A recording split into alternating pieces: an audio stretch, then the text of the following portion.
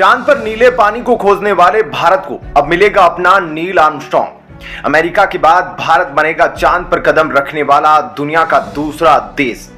चांद पर कदम रखने की तैयारी में निकल पड़ा भारतीय सपूत। बेहद जल्द एक भारतीय चांद पर लहराएगा तिरंगा। प्रज्ञान रोवर को मिल गए बर्फ के सबूत। क्या फायदा मिलेगा इससे? आखिर क्यों इसरो बेताब है चांद पर बर्फ और पानी को ढूंढने में?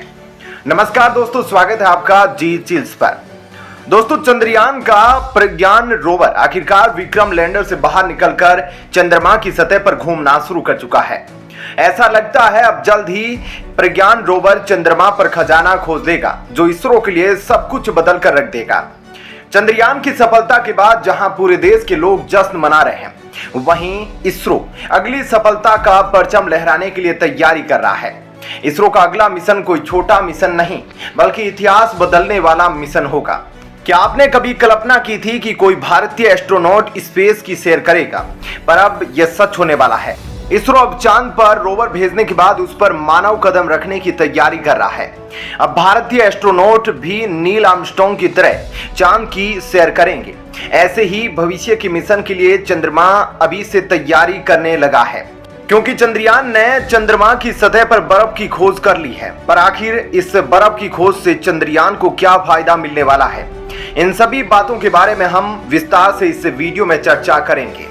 स्पेस पर कदम रखने के लिए इसरो ने अपना गगनयान मिशन अनाउंस किया था, जिस तेजी के साथ आगे बढ़ाया जा रहा है। हालांकि इसकी डेडलाइन के अनुसार 2022 में ही एक रोबोट वाला गगनयान मिशन पूरा किया जाना था, जो अभी तक पूरा नहीं हो पाया है। और चंद्रयान 3 के चलते यह मिशन थोड़ा सा डिले हो रहा है। लेकिन अब लगता है कि वह दिन दूर नहीं जब भारत चंद्रयान की सैर करेगा।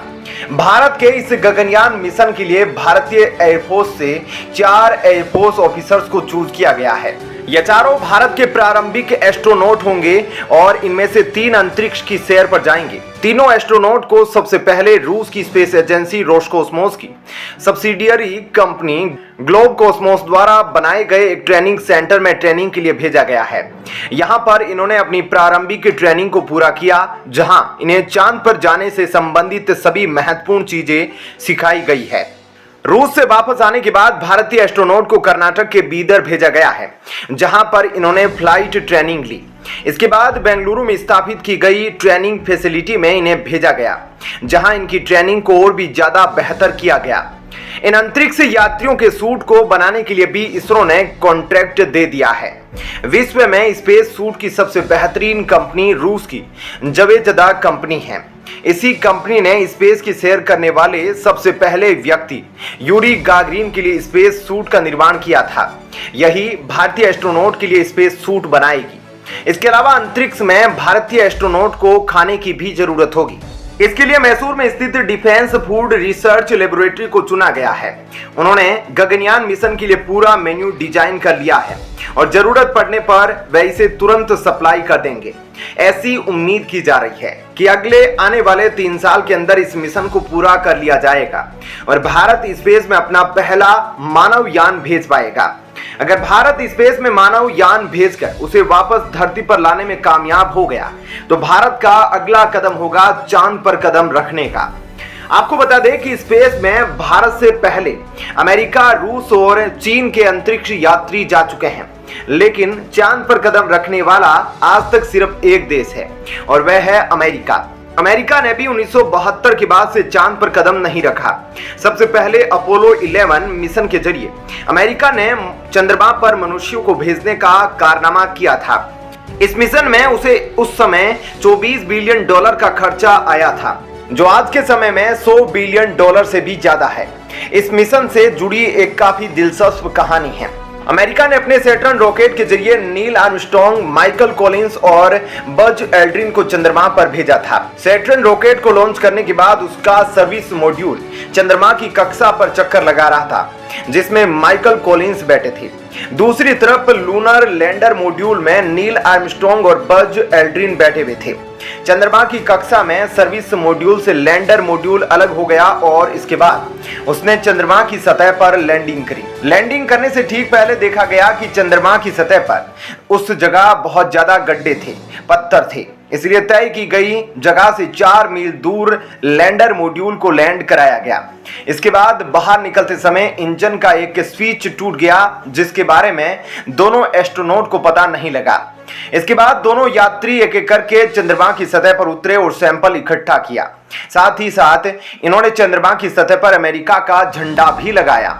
इसके बाद वे वापस लैंडर मॉड्यूल में बैठ गए और उसका इंजन चालू करने पर वह चालू नहीं हुआ और उन्हें पता चला कि स्विच टूट गया है। ऐसे में एल्ड्रिन ने अपना दिमाग लगाते हुए अपनी जेब में पड़े बॉल पॉइंट पेन का इस्तेमाल करके उस स्विच को डायरेक्टली जोड़ दिया, जिससे इंजन चालू हो गया। इसके बाद लैंडर मॉड्यूल को उड़ाकर वापस सर्विस मॉड्यूल में जोड़ दिया गया। इसके बाद ये दोनों पृथ्वी की तरफ बढ़कर पृथ्वी की कक्षा में स्थापित हो गए। इसके बाद सर्विस मॉड्यूल से अलग होकर लैंडर मॉड्यूल पृथ्वी की तरफ आने लगा और पृथ्वी के वातावरण को चीरते हुए समुद्र में पैराशूट खोलकर लैंड कर गया, जहां पर पहले से मौजूद रेस्क्यू टीम ने सभी एस्ट्रोनॉट को सफलतापूर्वक बाहर निकाल दिया। लेकिन इसके बाद कुछ एक्सपर्ट ने अमेरिका की सरकार का खूब क्रिटिसिज्म किया, क्योंकि उस समय अमेरिका में काफी सारी दिक्कतें चल रही थी। ऐसे में इतनी बड़ी रकम खर्च करके अमेरिका ने चांद पर इंसान को भेजा था, पर अमेरिका को उस मिशन से काफी फायदा हुआ जो उस समय पर किसी को समझ नहीं आ रहा था। लेकिन इस मिशन के बाद अमेरिका ने तय किया कि अब वे चांद पर मिशन नहीं भेजेगा। लेकिन अब दुनिया की स्पेस रेस में आगे निकलने के लिए अमेरिका ने भी अपना मिशन अनाउंस कर दिया है। 1972 के बाद इस तरह के महंगे मिशन को अमेरिका ने बंद कर दिया था।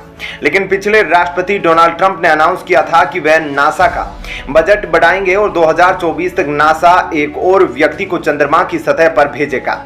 पर उस समय यह पूरा नहीं हुआ और अब अमेरिका ने चंद्रमा पर इंसान भेजने के लिए 93 बिलियन डॉलर यानी कि लगभग 7,30,000 करोड़ रुपए का बजट रखा है।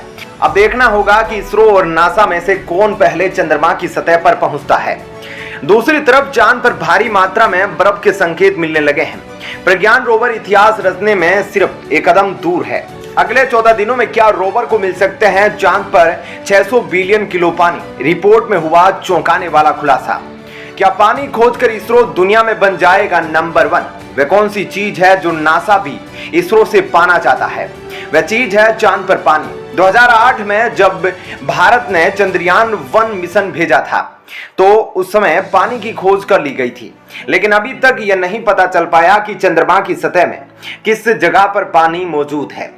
प्रज्ञान रोवर को जिस जगह पर उतारा गया है उसके आसपास उम्मीद की जा रही है कि जल्द ही बर्फ मिल जाएगी और बर्फ मिलने का सीधा सा मतलब यह है कि पानी वहां मौजूद होगा। इस पानी को निकालने के बाद हाइड्रोजन और ऑक्सीजन को अलग करके लिक्विड फॉर्म में बनाकर ईंधन के रूप में इस्तेमाल किया जा सकता है, जिससे चंद्रमा से आगे की दुनिया के लिए मिशन लॉन्च किए जा सकते हैं। दूसरी तरफ अगर हमें चंद्रमा की सतह पर स्पेस स्टेशन और मनुष्य को बसाना है तो इसके लिए भी पानी की आवश्यकता होगी। तो यह कहानी भारत के मून मिशन तथा चंद्रयान 3 के पानी की खोज की है। इसके बारे में आपका क्या विचार है हमें कमेंट बॉक्स में जरूर बताइएगा। और वीडियो अगर पसंद आई हो तो वीडियो को लाइक कर दीजिए। चैनल पर अगर आप नए हैं तो चैनल को सब्सक्राइब कर लीजिए। मिलते हैं आपसे अगली वीडियो में। जय हिंद, जय भारत।